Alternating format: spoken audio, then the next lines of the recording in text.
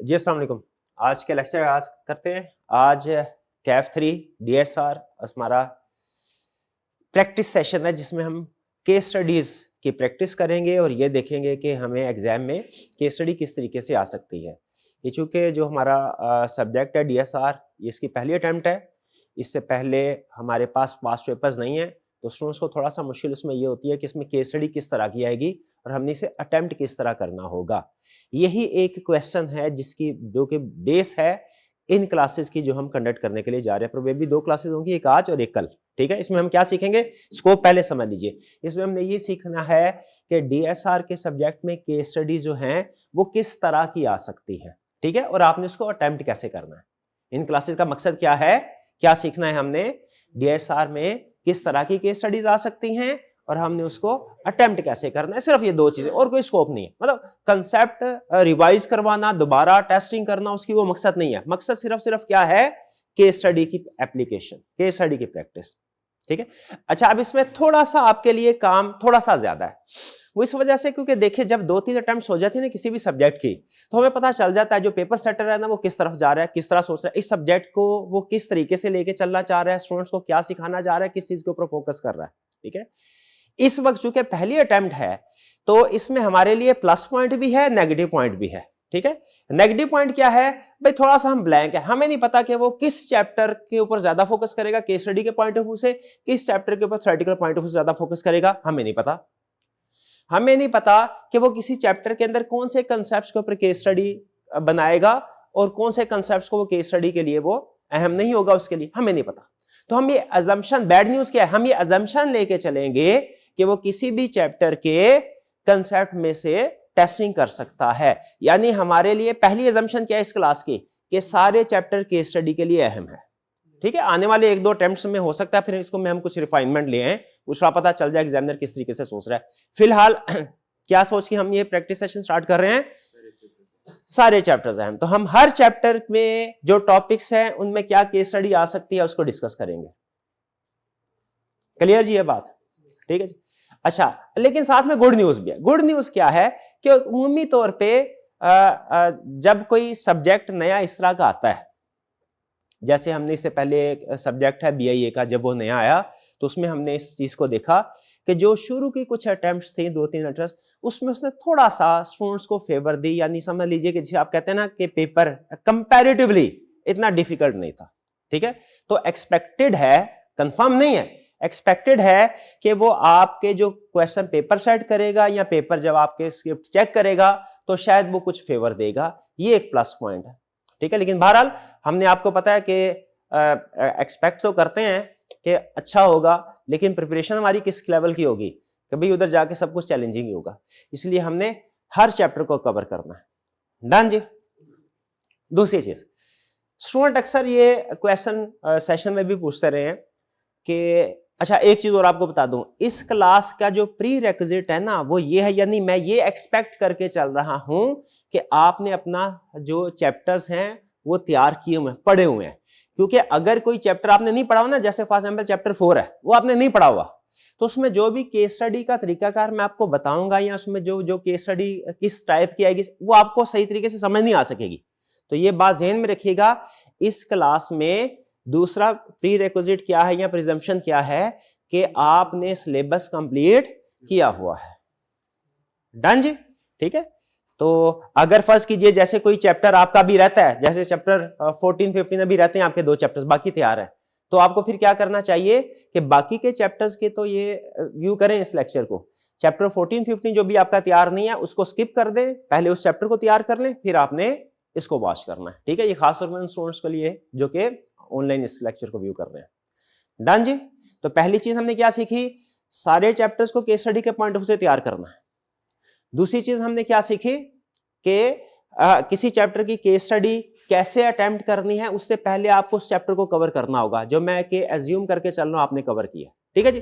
तीसरा सवाल स्टूडेंट अक्सर पूछते हैं कि सर हमने लॉ नहीं पढ़ा हुआ, कुछ स्टूडेंट आप में से अक्सर स्टूडेंट ने वैसे लॉ मेरा ख्याल है पढ़ा होगा। ठीक है, कितने स्टूडेंट्स ने जो बिजनेस लॉ का पेपर इससे पहले, चाहे वो जब पहले सिर्फ बिजनेस लॉ होता था तब या अभी, या तो ऑलरेडी पढ़ा हुआ है या इस अटेम्प्ट में डीएसआर के साथ पढ़ा हुआ है? या तो ऑलरेडी पढ़ा हुआ या इस टाइम में डीएसआर के साथ पढ़ा है तकरीबन।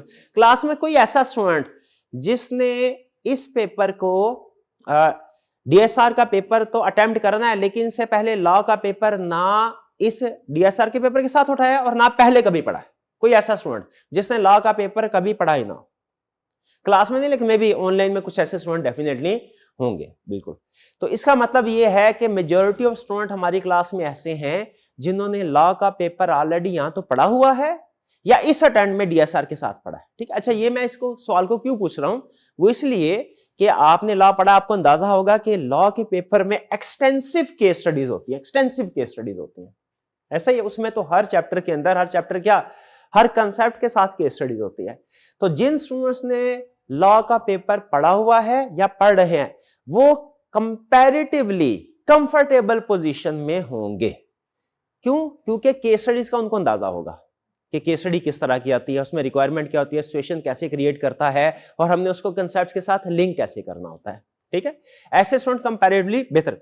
लेकिन याद रखिए, अगर नहीं पढ़ा तो प्रॉब्लम कोई नहीं है, क्योंकि ये सेशन जाहिर है इसका मकसद ही यही है। ठीक है, तो मैं ये प्रिजम्पशन लेके चल रहा हूं कि मेरे सामने ऐसा स्टूडेंट बैठा है जिसने लॉ का पेपर नहीं पढ़ा हुआ। ठीक है, क्योंकि वो जो लोअर, समझ लीजिए, कहना तो नहीं चाहिए लोअर लेवल, लेकिन और लफ्ज के मुनासिब मेरे ज़हन में आ नहीं रहा कि जो स्टूडेंट हमारा लोअर लेवल का है ना, हमने उसको बेंचमार्क बनाना है। जो टॉप लेवल का स्टूडेंट है उसको बेंचमार्क नहीं बनाना। तो मैं बेंचमार्क किसको बनाऊंगा? ऐसा स्टूडेंट जिसको केस स्टडी, इससे पहले उसने आज तक केस स्टडी कभी कोई जिंदगी में केस स्टडी भी नहीं की, उस स्टूडेंट। क्लियर जी? अच्छा, फिर अगली चीज सुन लीजिए।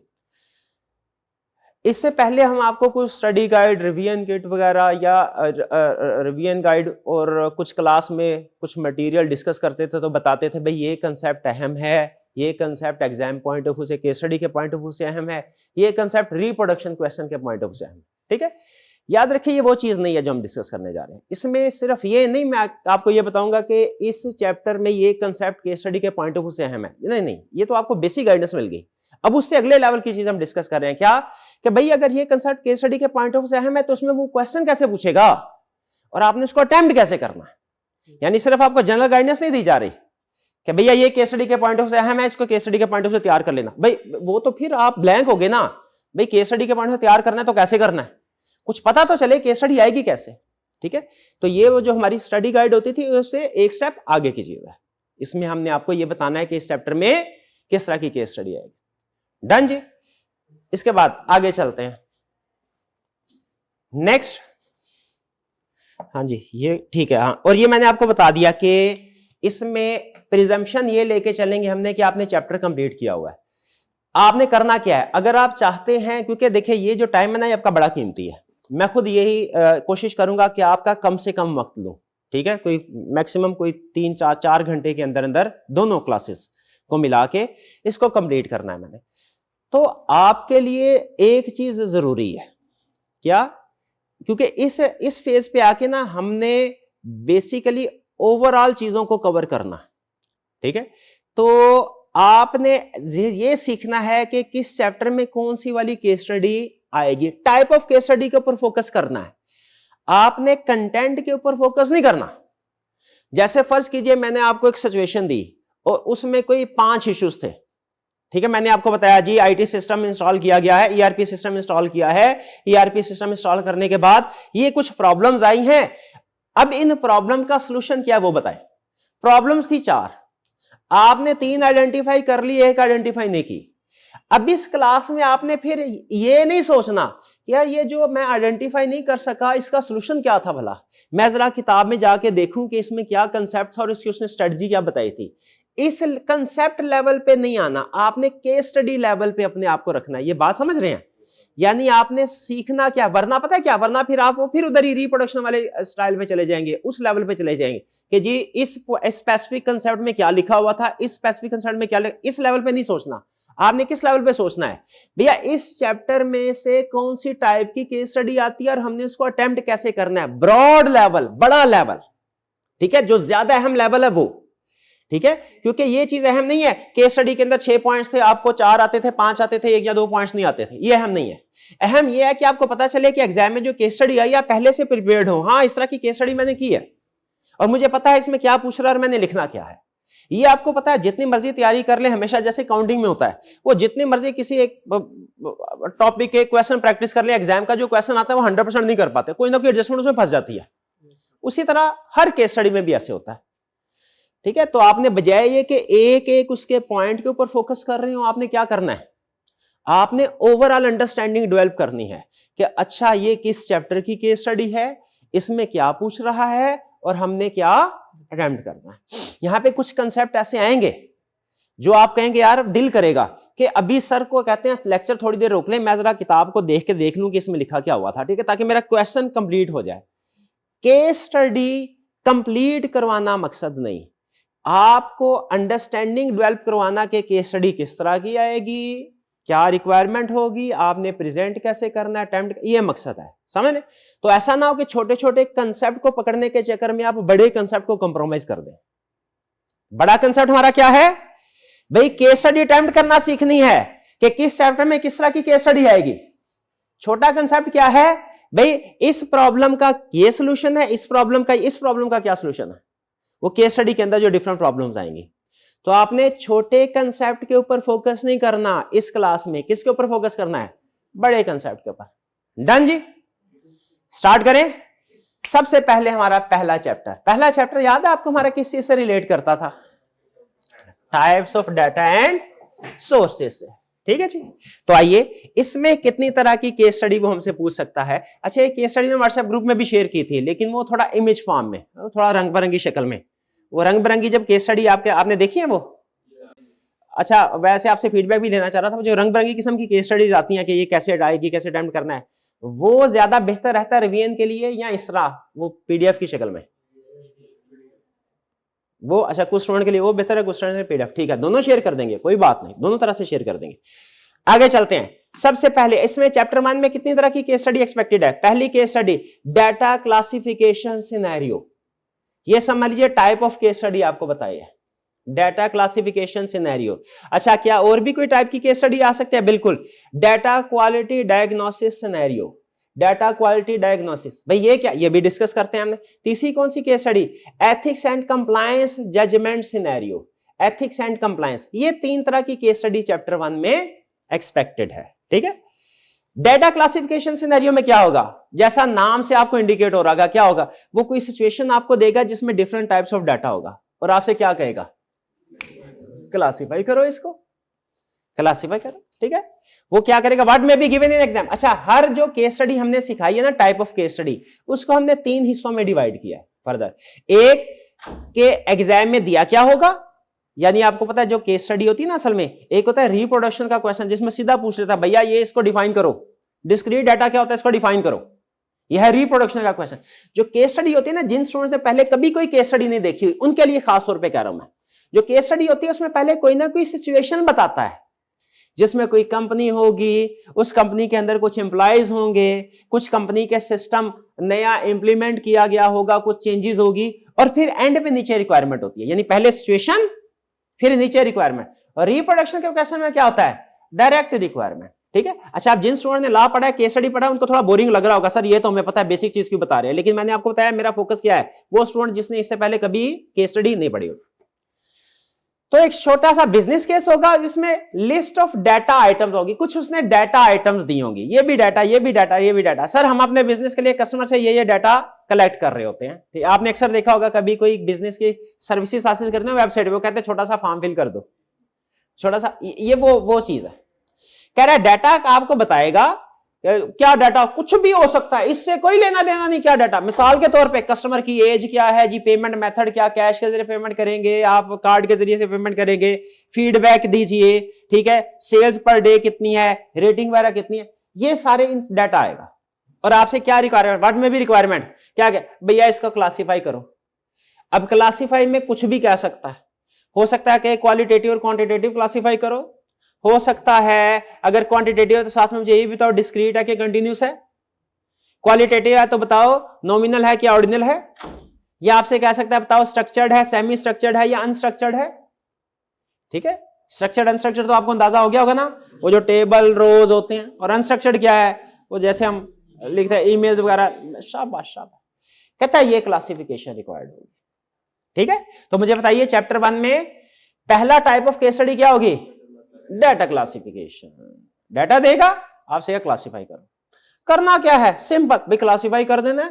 कह रहा है कुछ इसमें आपको छोटी, अच्छा लॉ में मुममी तौर पे फॉर्मेट क्या होता था केस स्टडी? अब ये बात उन लोगों के लिए जिन्होंने लॉ पढ़ा हुआ है।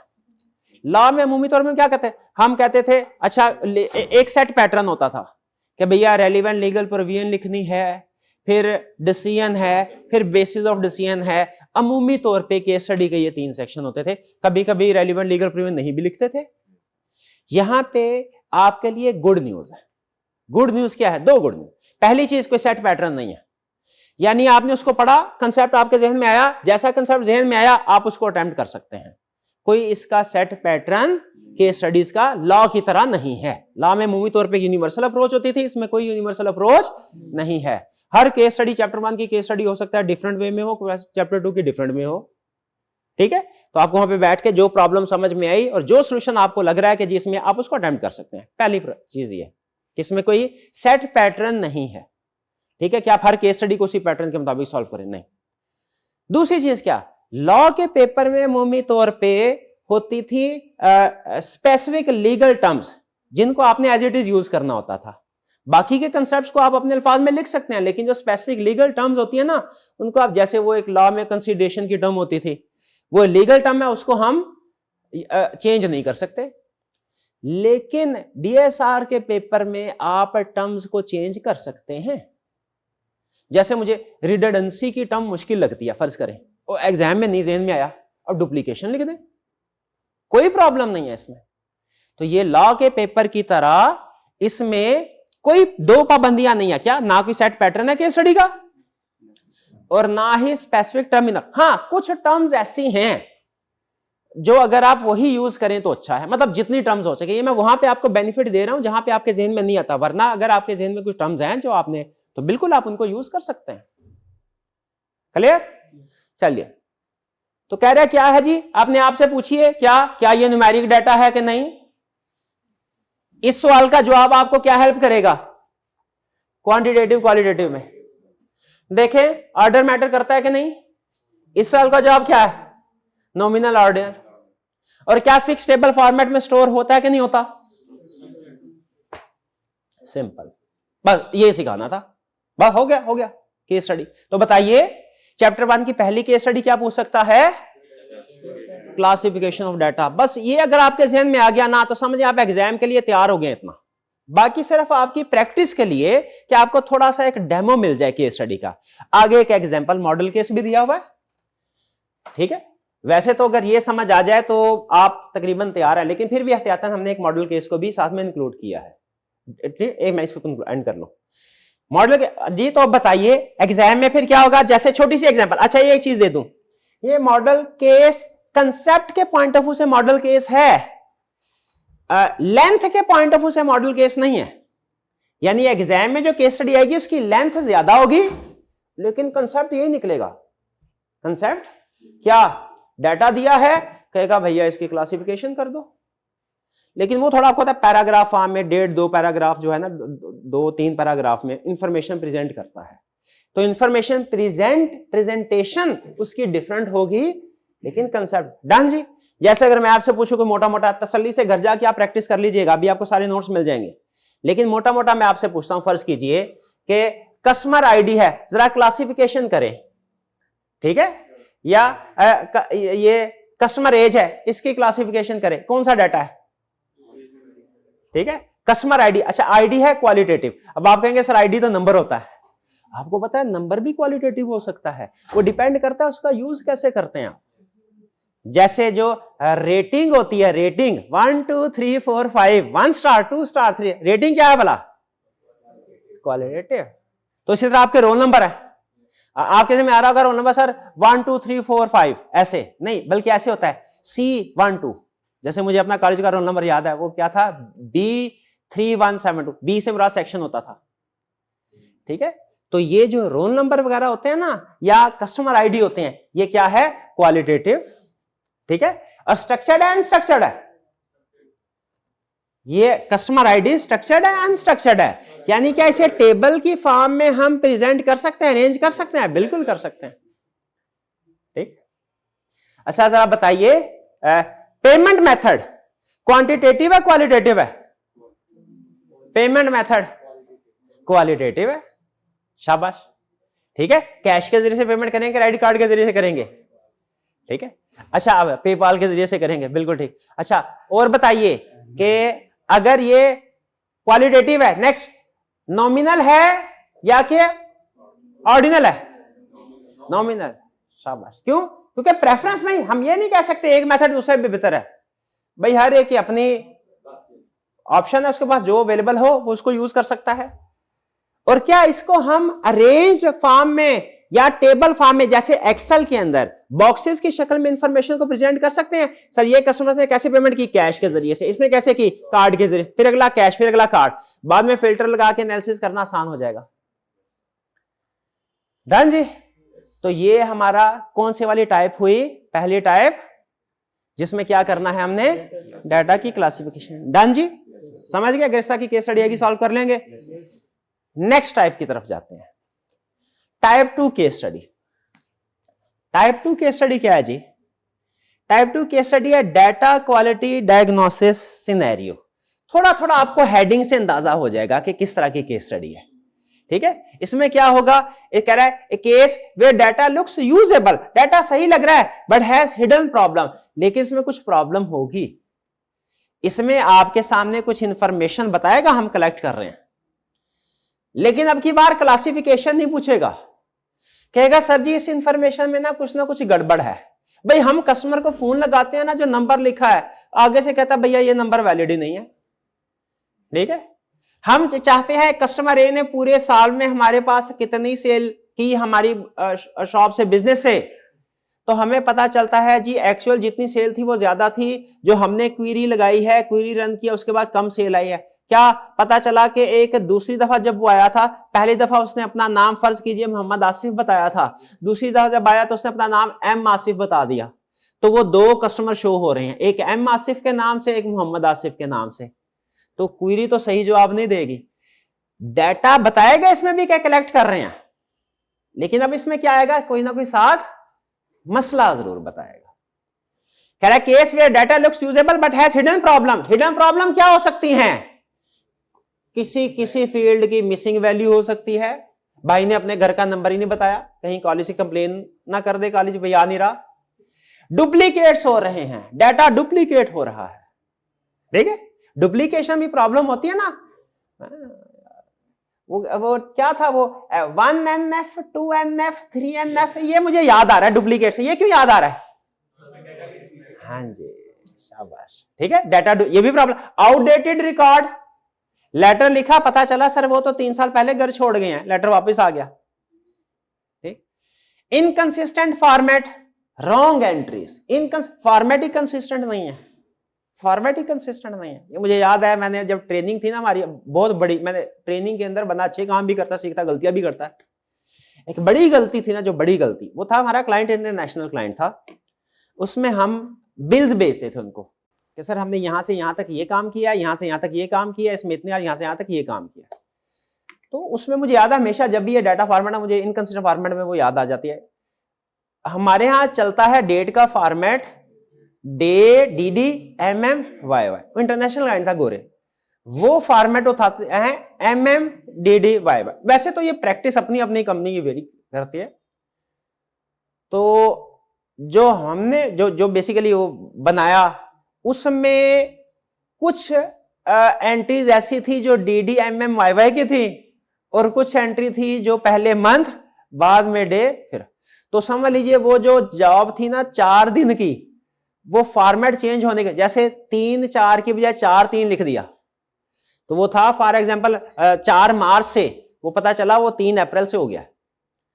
तो इस तरह की कोई कंफ्यूजन थी। तो वो जो 4 दिन की जॉब थी उस पर 30 दिन का बिल लग गया।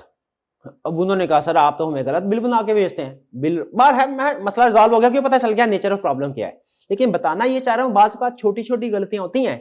ये इनकंसिस्टेंट फॉर्मेट बहुत सी छोटी गलती आपने शायद कभी नोट भी ना किया हो, कभी एप्लीकेशन लिखते हुए कि मैं पहले डेट लिखूं या मंथ लिखूं, आपने कहा जो मर्जी लिखो। जो मर्जी लिखे, लेकिन फिर कंसिस्टेंट रखें उसको डाटा में। समझ रहे हैं बात?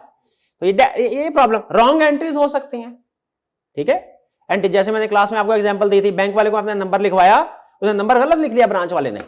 अब मैं जब हेल्पलाइन को फोन करूं, वो कहे नहीं सर आपका रजिस्टर्ड नंबर नहीं है, रजिस्टर्ड नंबर से कॉल करे। और मैं कहूं रजिस्टर्ड नंबर मेरा यही है, कहते ये तो नहीं है, वो गलती हुई। मैंने कहा गलती आपके बंदे ने की है, सदा मुझे क्यों दे रहे हैं? लेकिन वो फिर है प्रॉब्लम। तो रॉन्ग एंट्री सिर्फ क्या है कि नंबर गलत एंटर कर दिया, बाजू का ऐसे होता है 205 या 250 कर दिया। ये सारी गलतियां बता रहा है कि आपके डाटा में हो सकती है। टाइप 2 केस स्टडी क्या है, जिसमें डाटा बताएगा आपको और उसमें गलतियां भी बताएगा क्या है। व्हाट में भी रिक्वायर क्या कहेगा, बताओ क्वालिटी इशू, इस डाटा में मसला क्या है, क्या इसमें मिसिंग वैल्यू का प्रॉब्लम है, डुप्लीकेट वैल्यू, ये सारी प्रॉब्लम्स है ना। कहेगा बताओ प्रॉब्लम क्या है, और फिर एक्सप्लेन इंपैक्ट ऑन एनालिसिस, ये आपकी थोड़ी सी कमेंट्री होगी कि इस प्रॉब्लम से क्या भाई मिसिंग वैल्यू तो क्या होगा, मिसिंग वैल्यू है तो हमारे पास कंप्लीट इंफॉर्मेशन नहीं होगी। अब जो वैल्यू मिस है अगर वो हमें चाहिए, हमारे पास इनकम्प्लीट डाटा, एनालिसिस इनकम्प्लीट गलत होगा, डाटा गलत, तो उसके बाद जो भी एनालिसिस करेंगे, जो भी रिपोर्टिंग करेंगे वो भी गलत। अहम चीज क्या है, suggest quick fixes and controls, मतलब सॉल्यूशन बताओ उसका। तो दूसरी तरह की केस स्टडी क्या आएगी चैप्टर 1 में, इसमें भी डाटा देगा आपसे, लेकिन इसमें आपसे टाइप नहीं पूछेगा। क्या कहेगा, कभी क्वालिटी के मसले हैं, बताओ क्या मसला है और उसका सॉल्यूशन बताओ, मसला बताओ सॉल्यूशन बताओ। क्लियर हो गया? तो दो तरह की केस स्टडी क्या आ सकती हैं, पहली डाटा दिया टाइप बताओ, दूसरी केस स्टडी क्या दी, डाटा दिया इसमें से मसले मसाइल बताओ। कह रहे कैसे सॉल्व करें, कह रहे ये आपने याद रख, वैसे तो आपने याद किया ही होगा चैप्टर में कि डाटा क्वालिटी इश्यूज क्या क्या हो सकते हैं। थोड़ा सा उसने आपको मेमोरी टिप भी बता दी कि आप ऐसा करें, देखे कोई कुछ मिसिंग तो नहीं है, कोई चीज डुप्लीकेट तो नहीं है, डाटा इनकंसिस्टेंट तो नहीं है, आउटडेटेड तो नहीं है। ठीक है, और जो भी मसला होगा उससे आपने क्वेश्चन के अंदर से इंफॉर्मेशन से लिंक करना है, क्योंकि केस स्टडी क्या कसूल होता है। अब ये उन स्टूडेंट्स के लिए बता रहा हूं जिन्होंने पहले कोई केस स्टडी नहीं की, और ये आप लोग ये लिख लीजिए, वो स्टूडेंट जिन्होंने पहले कोई केस स्टडी नहीं की। केस स्टडी क्या कसूल होता है, क्या आपने सॉल्यूशन क्वेश्चन की दी हुई इंफॉर्मेशन के साथ लिंक करके बताना है। यानी ऐसा नहीं करना सर मैं डाटा क्वालिटी इश्यूज जितने भी हो सकते हैं सारे याद कर लेता हूं 8, और जैसी केस स्टडी आई सारे के सारे फिट कर दूंगा। ये अप्रोच गलत है। केस स्टडी के अंदर अगर 3 इश्यूज हैं, केस स्टडी के अंदर किताब में 8 है, केस स्टडी के अंदर 3 है, आपके सॉल्यूशन में कितने आएंगे, 3 आएंगे। ठीक है, ये इन स्टूडेंट्स के लिए जिन्होंने केस स्टडी पहले नहीं की। डन जी। तो केस स्टडी का जिन स्टूडेंट ने पहले कोई केस स्टडी नहीं की, ये बहुत बड़ा असूल है, ये लाजमी लिख लीजिए। मेरे ख्याल में सबसे बड़ा असूल केस स्टडी अटेम्प्ट करने का क्या, कि आपका सॉल्यूशन हमेशा केस स्टडी की इंफॉर्मेशन के अंदर से बनेगा, बाहर से किताब में से नहीं, किया जो कुछ किताब में लिखा सारा छाप दे, नहीं। तो ये अप्रोच आ गई। आइए अब जरा एक छोटा सा इसका क्वेश्चन भी देख लेते हैं।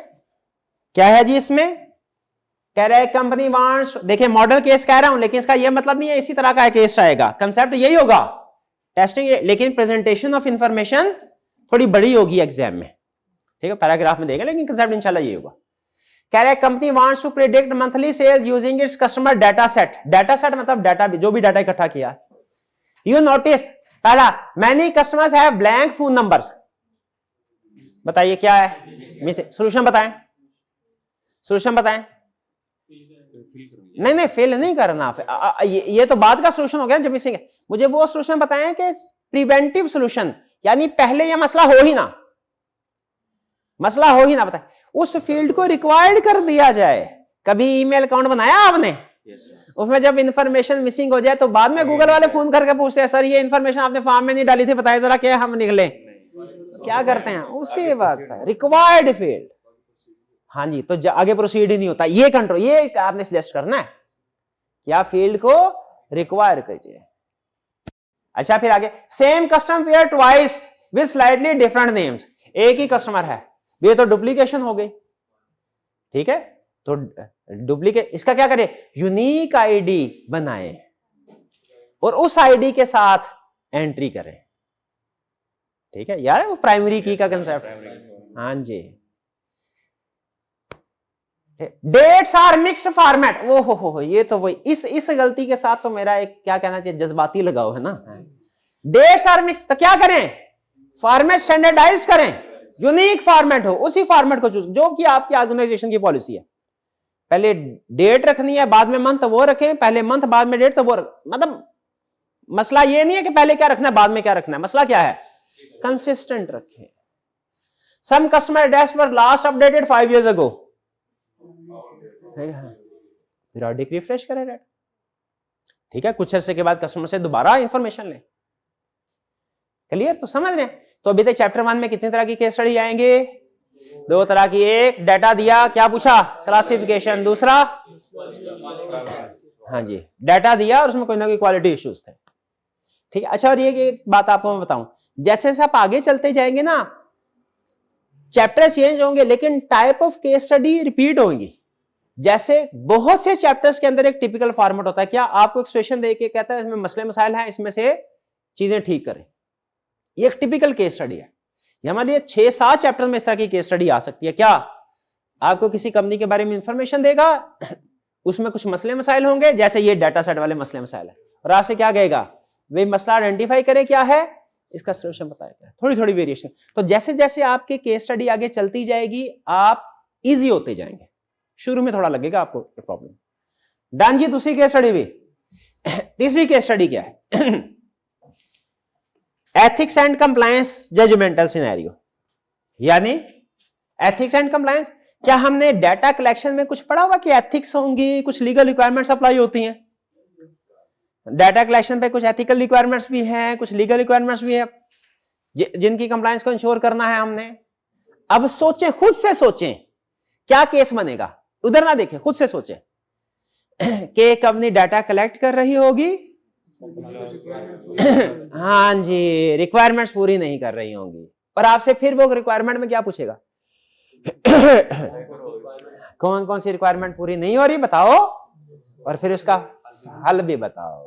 ये चीज कह रहा है, वर्ड में be given in exam short story where an organization collects और uses data in grey area. Grey area का मतलब क्या है, कुछ सही कुछ गलत। एक होता है ब्लैक, एक होता है व्हाइट। ब्लैक या भाई क्लियर है भाई, नो व्हाइट क्लियर है, यस है। लेकिन बाजू का जिंदगी में हमारे कुछ ऐसे फेजेस आते हैं, ऐसे फैसले आते हैं ग्रे एरिया, जिनमें समझ नहीं आ रही होती, क्या करें। कहता है वो ग्रे एरिया में आपको रखेगा, कुछ चीजें सही हो रही होंगी, गलत, और कुछ मशकूक हो रही होंगी, मशकूक। कह रहा है फॉर एग्जाम्पल ट्रैकिंग, यूजर को ट्रैक किया जा रहा है, डाटा शेयर किया जा रहा है यूजर का थर्ड पार्टी के साथ। ये केस स्टडी के अंदर इंफॉर्मेशन दे सकता है आपको। ये कलेक्टिंग मोर देन नीडेड, जितना डाटा चाहिए उससे ज्यादा कलेक्ट कर रहे हैं। वीक सिक्योरिटी, डाटा रखा तो है, सिक्योरिटी कोई भी आके देख सकता है। ये मसले मसाइल होंगे। व्हाट में बी रिक्वायर्ड, कह रहा है इश्यूज बताओ क्या है। जैसे इश्यूज क्या हो सकता है, प्राइवेसी इशू हो सकता है, ठीक है, डाटा जो है उसको आपने कॉन्फिडेंशियल रखना है। कंसेंट, कंसेंट ने लिए उसकी मर्जी के बगैर डाटा कलेक्ट कर रहे हैं, किसी की मर्जी के बगैर डाटा रखा जा सकता है, स्टोर करना नहीं। पर्पस, किसी और पर्पस के लिए डाटा कलेक्ट किया, यूज किसी और पर्पस के लिए कर रहे हैं। अब याद है हमने कंसेंट पढ़ा था, थर्ड पार्टीज डाटा को बेचे ना पैसे भी देती हैं, आपको याद है, जिसमें हमने पढ़ा था कि वो अदर इनकम का सोर्स बन सकता है हमारा। मिनिमाइजेशन, जितना डाटा मिनिमम जरूरी है उतना ही, ये नहीं कि उससे ज्यादा, ठीक है। कोई ड्राइविंग लाइसेंस, फॉर एग्जांपल एक एयरपोर्ट पे एक स्कैंडल भी हुआ था, ये उसके बाद उस पर्सन के खिलाफ इंक्वायरी हुई थी, ठीक है। वो पासपोर्ट था, उसका मोबाइल नंबर पूछ रहा था, खातून का पासपोर्ट था, मोबाइल नंबर बोल, मोबाइल नंबर क्या, आप देखो पासपोर्ट में तस्वीर वो लगी है, मेरी शक्ल वो है कि नहीं है, वो देखो डॉक्यूमेंट सारे पूरे, मोबाइल नंबर क्यों पूछ रहे हो। उन्होंने कंप्लेन कर दी उस पर्सन से। तो ये क्या रूल, डाटा मिनिमाइजेशन का रूल क्या है, जिस पर्पस के लिए डाटा इकट्ठा, मिनिमम जितना जरूरी है डाटा उतना इकट्ठा करो, गैर जरूरी डाटा इकट्ठा ना करो। सिक्योरिटी का, decide what is acceptable versus not unacceptable, यानी इसमें जो एक्टिविटीज हो रही होंगी आपने देखना है क्या एक्टिविटी ठीक हो रही है, क्या ठीक, यानी ऐसा नहीं है कि सारी एक्टिविटीज गलत हो रही होंगी, ना ही ऐसा है कि सारी एक्टिविटीज ठीक हो रही होंगी, ग्रे एरिया होगा, कुछ ठीक कुछ गलत। आपने क्या करना है, आपने आइडेंटिफाई करना भी क्या गलती है, और जो गलत होंगी फिर उनका सॉल्यूशन भी देना है। ये तो आप अपने जहन में रखें ना, कि जब कभी आपसे प्रॉब्लम आइडेंटिफाई करने को कहेगा ना, साथ में दूसरी चीज भी 90% केसेस में जरूर पूछेगा। अब दूसरी चीज क्या है, सॉल्यूशन, इसका सॉल्यूशन बताओ क्या है। तो ये तीसरी केस स्टडी समझ आए। तो पहली केस स्टडी चैप्टर 1 की क्या थी, डाटा दिया, टाइप पूछी। दूसरी केस स्टडी क्या, डाटा दिया, उसमें क्वालिटी इश्यूज पूछे। तीसरी केस स्टडी क्या, कि उसने हमें कुछ प्रैक्टिसेस बता रहा है, अब डाटा नहीं, अब डाटा के बारे में कि डाटा कैसे कलेक्ट कर रहे हैं, कैसे यूज कर रहे हैं, और कह रहा है बताओ इसमें कोई गड़बड़ है तो वो क्या है।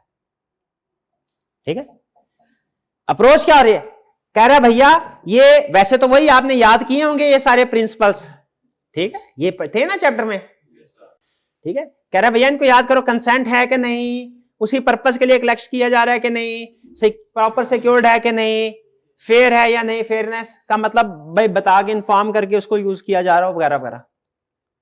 कह रहा है अगर कोई भी इसमें से गड़बड़ हुई तो वो आपने फिर आइडेंटिफाई करनी होगी और एग्जाम में गड़बड़ होगी। जैसे कह रहा है छोटी सी केस स्टडी, क्या कह रहे हैं, फिटनेस, अब आपने कोशिश करनी है कि सोल्यूशन देखे बगैर बताएं। Fitness app collect user location 24/7 and sells it to advertiser. App sign up page has a small line. We may use data to improve services. यानी वो लिखा हुआ है जब आप लॉगिन करते हैं कि हमने इस डाटा को यूज करेंगे, वो कहता है we use cookies to improve our services. There is no clear opt out. Opt out clear. कल रात को मुझे एक वेबसाइट में सब्सक्रिप्शन ली थी, मुमूमी तौर पे ऐसा नहीं करते, लेकिन कल रात को 13 ईमेल्स भेज दी 1 घंटे के अंदर। उन्होंने कोई अपनी नई कोई सर्विस लॉन्च की थी, उसकी 13 ईमेल्स। उन्होंने कहा भाई 13 ईमेल्स मैं तो खप जाऊंगा अब ये आइंदा अगर ऐसे करते। तो ईमेल के नीचे लिखा होता है एक छोटा सा बटन अनसब्सक्राइब, आपने कभी नोट किया होगा। आप उसको जब क्लिक करते हैं तो उस वेंडर की तरफ से आपको फिर ईमेल्स, लेकिन गैस करें अगर वो अनसब्सक्राइब वाला बटन ही ना हो, ऑप्शन ही ना हो, फिर आप तो गए ना, एक दफा सब्सक्राइब कर लिया गलती से, अब सारी उम्र आपको ईमेल आती रहेगी। और भी तरीके होते हैं लेकिन कस्टमर प्रॉब्लम में आ जाए। कह रहे ये ऑप्ट आउट ऑप्शन नहीं है। ऑप्ट आउट ऑप्शन समझे, data is stored without encryption, identify ethical issue और गिव रिकमेंडेशन। बताइए क्या इसमें एथिकल इशू नजर आ रहे हैं आपको, क्या नजर आ रहे हैं? अच्छा मुझे बताइए वैसे फिटनेस ऐप के लिए 24/7 लोकेशन जरूरी नहीं है, बिल्कुल ठीक है, ठीक है, ये इररिलेवेंट है। वैसे लोकेशन होना जरूरी है, लोकेशन, हाँ लोकेशन को बिल्कुल वो आप सजेशन कुछ दे सकता है, लोकल कस्टमाइज, ठीक है चले, लेकिन 24/7 लोकेशन ये तो लगता है हमारी जासूसी कर रहा है। And sell to advertiser, consent के बगैर बेच रहा होगा, ये भी अनएथिकल प्रैक्टिस है। तो क्या करना चाहिए उसे, लोकेशन जो है वो सिर्फ लिमिटेड टाइम के लिए हो, फॉर एग्जांपल जब वो उस ऐप को यूज कर रहा है, वरना तो नहीं है 24/7। तो जब ऐप को यूज ही नहीं कर रहा तो लोकेशन किस लिए चाहिए? सेल टू एडवर्टाइजर, प्रॉब्लम है? क्या प्रॉब्लम है भाई? कॉन्फिडेंस, फेयरनेस नहीं है, कॉन्फिडेंशियल इंफॉर्मेशन शेयर कर रहा है। क्या होना चाहिए रिकमेंडेशन भाई? हाँ भाई कंसेंट ले सेल करने से पहले। App sign up page has small data improve service. There is no clear opt out. Opt out option हो, और data stored without encryption, security compromise हो रही है, सेल कर रहे हैं, प्राइवेसी कंप्रोमाइज हो रही है, यहाँ पे सिक्योरिटी कंप्रोमाइज हो रही है। 24/7 डाटा मिनिमाइजेशन का रूल कंप्रोमाइज हो रहा है। भाई जो जरूरी नहीं है वो क्यों कलेक्ट कर रहे हैं? हर वक्त का डाटा थोड़ी कलेक्ट करें, समझ रहे हैं? ये है 3 केस स्टडीज। तो चैप्टर 1 की बस यही केस स्टडी 3 देखे, कोई 4 टाइप की केस स्टडी तो नहीं है। हाँ भाई, तो चैप्टर 1 यहाँ पे हमारा क्लोज होता है। बताइए चैप्टर 1 में कितनी तरह की केस स्टडी आ सकती है? क्विक 3 तरह के, कौन कौन से? नंबर 1 डाटा देगा, कहेगा क्लासिफाई कर दो। नंबर 2 डाटा देगा, कहेगा इसमें से क्वालिटी इश्यूज बताओ क्या है।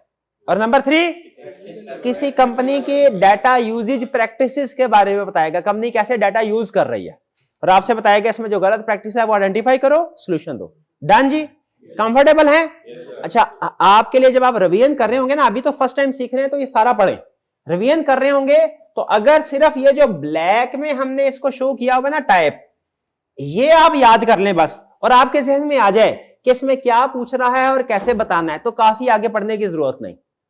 यानी जब आप second time third time revision करेंगे तो आपने किस लेवल पे पहुंचना है, जब आखिरी दिन आप रिवीजन करेंगे, आखिरी दिन, तो फिर आखिरी दिन ये पूरे पेजेस नहीं पढ़ने आपने, आखिरी दिन सिर्फ आपने ये सोचना है चैप्टर 1 में कितनी तरह की केस स्टडी आ सकती है, ये 3 तरह की। अच्छा, पहले में क्या होता है, ये इंफॉर्मेशन दिया होगा, ये रिक्वायर करेगा, दूसरे में क्या है, ये इंफॉर्मेशन, ये रिक्वायर, बस। ठीक है। और जब आप ये टाइप हेडिंग सिर्फ आपने जहन में ले आएंगे ना, तो आपने 1-2 दफा पढ़ा होगा तो आपके जहन में आ जाएगा, प्रॉब्लम नहीं होगी इंशाल्लाह। डन जी। चलिए, ये था चैप्टर 1। अब ऐसा करते हैं, थोड़ी सी 5 मिनट की लेते हैं ब्रेक, फिर उसके बाद चैप्टर 2 स्टार्ट करेंगे। चाय की कोई ब्रेक नहीं आगा, इसीलिए रोजे के टाइम पे रखी है क्लास। तो 5 मिनट की ब्रेक। मीनवाइल एक दफा इसको गो थ्रू कर लें, और फिर उसके बाद हो सके तो चैप्टर 2 जो है उसकी भी केस स्टडी आपको मिल गई होगी, है ना। हाँ, वो भी एक दफा रीड कर लीजिए। 5 मिनट के बाद स्टार्ट करते हैं।